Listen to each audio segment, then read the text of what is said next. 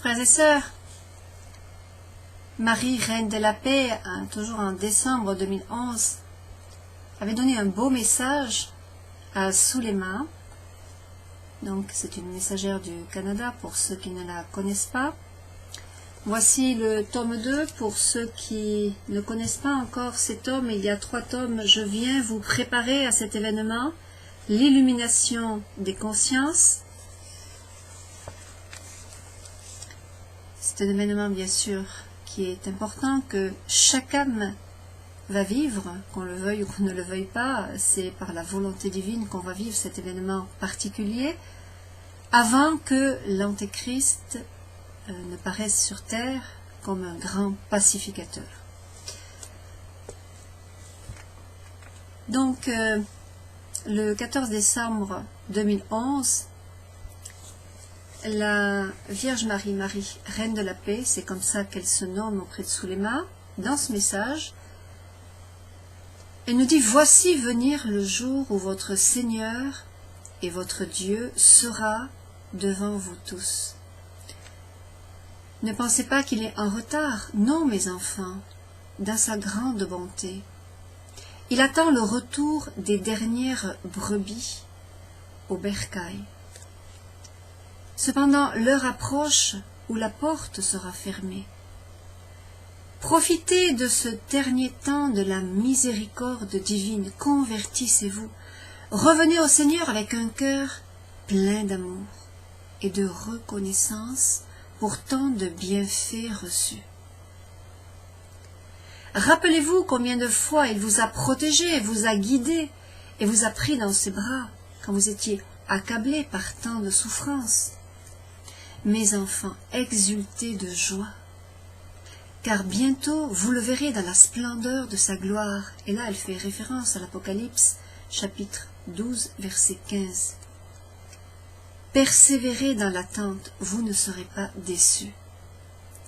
Il vient rassembler son peuple, son petit reste, ceux qui sont restés fidèles à sa loi d'amour, à ses commandements, que le monde a ridiculisés, en les mettant de côté pour faire croire que le péché n'existe plus.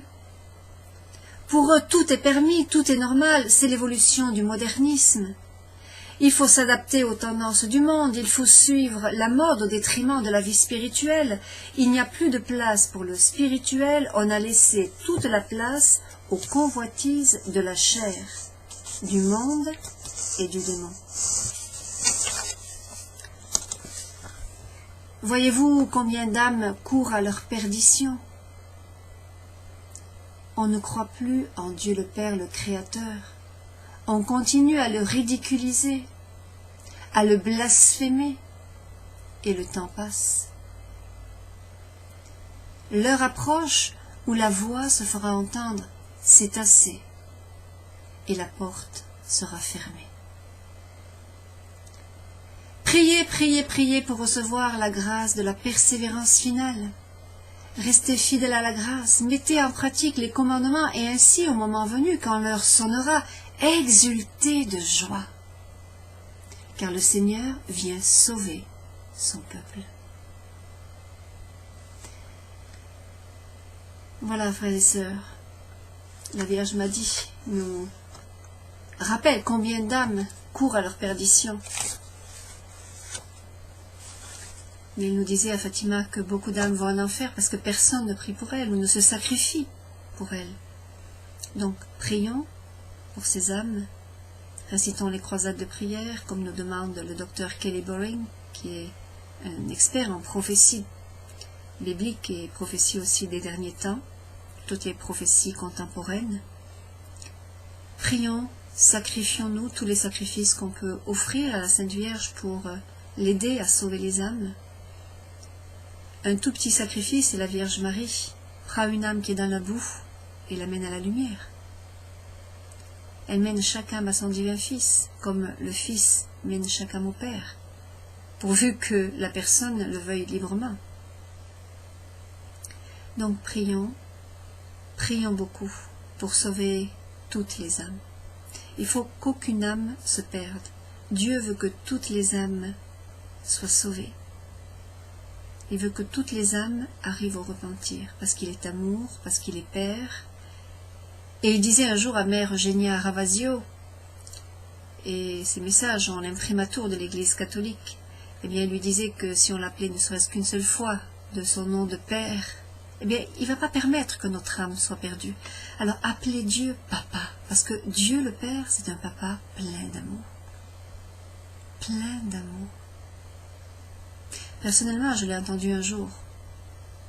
Et ce que j'ai entendu, c'était « Je suis un Père plein d'amour pour mes enfants. »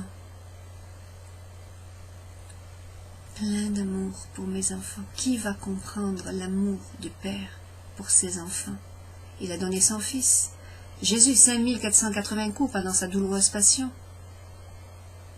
C'est pas rien. C'est pour chacun de nous. Moi, quand je suis revenue au Seigneur Jésus, la Vierge Marie m'a fait comprendre que j'étais une grande pécheresse. Et elle m'a dit, mon fils est mort à cause de tes péchés. Et le Seigneur, juste avant, en regardant un poster de son Sacré-Cœur, j'étais encore dans une situation de péché mortel.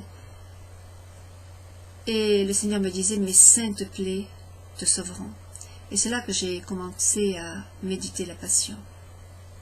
Parce qu'un jour, je disais au Seigneur, mais tu me sépares comme ça de quelqu'un, tu changes ma vie. Et le Seigneur me disait, mais tu ne t'imagines même pas à quel point je t'aime. Médite ma passion. Et là, j'ai arrêté de me plaindre. Quand j'ai commencé à méditer la passion, chaque plaie du Christ, eh bien, c'est quelque chose. Quand on comprend ce qu'il a souffert, par amour, par pure charité, pour nous délivrer de Satan. Vous savez, depuis le péché originel, eh bien, il y a cette souffrance, même si nous avons reçu le baptême. Nous avons cette tendance à pécher. Et Jésus le sait. C'est pour ça que Jésus nous a donné les sacrements. Tous les catholiques, nous avons cette chance de pouvoir recourir aux sacrements, tant qu'on le peut, puisque avec la nouvelle religion mondiale unique qui va venir après le grand recette, eh bien ce sera plus possible, à moins de trouver un prêtre qui accepte de continuer à donner les sacrements. Mais tout sera aboli. Et puis l'Antéchrist prendra son siège à Rome.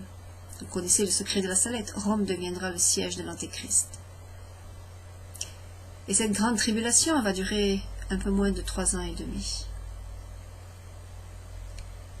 Alors restons dans la paix, restons dans la joie. Nous sommes avec le Christ. Nous ne sommes pas seuls. Nous avons les anges avec nous. La Vierge nous le dit à Trevignano. Les anges vont nous protéger dans nos refuges. Dieu va tout multiplier. Il va multiplier la nourriture, l'eau, tout ce dont on a besoin. À condition, bien sûr, qu'on ait foi en ces miracles. Et là, le Seigneur va nous attendre au tournant. Est-ce qu'on va se fier à l'Antéchrist et à ses faux miracles, ou est-ce qu'on va faire confiance à Jésus? Est-ce qu'on va garder la foi? Le nombre de miracles que Jésus a fait, nous le savons dans l'Évangile. Il y a 2000 ans, oui, d'accord. L'Antéchrist va faire aussi ses miracles. Mais si on suit l'Antéchrist, on partira en enfer avec lui. Le livre de l'Apocalypse nous parle de tout ça. Tous ceux qui suivront la bête et le faux prophète iront dans le lac de feu et de soufre. Donc, restons fidèles au commandement de la loi de Dieu, soyons amour, restons fidèles au vrai magistère de l'Église catholique. On ne peut pas accepter tout ce qui est en train de démarrer dans l'Église allemande et qui risque de se propager dans toute l'Église, peut-être dans les années qui suivent, dans les mois qui suivent même. Les bénédictions des mariages homosexuels. Pour Dieu, le mariage, c'est entre un homme et une femme, et il faut avoir le sacrement pour pouvoir être béni par le Seigneur. On ne peut pas forcer le Seigneur dans son Église à assister à ce genre de bénédiction. Ça ne vient pas de lui. Il l'a révélé à certains messagers. Ça l'offense. Et quand ça offense Dieu, après il faut rendre des comptes. Donc, restons fidèles au vrai magistère de l'Église catholique. Si vous avez un doute, vous achetez un bon catéchisme et vous regardez. Si vous voyez quelque chose qui n'est pas permis dans le catéchisme et qui par la suite va être changé, eh bien, surtout quand l'Antéchrist va être là, tout va être changé à partir du moment où l'Antéchrist prendra son siège à Rome. Eh bien, à ce moment-là, vous direz, tiens, la Vierge Marie nous avait prévenus. Un homme averti en vaut deux. Que Dieu vous bénisse. Amen.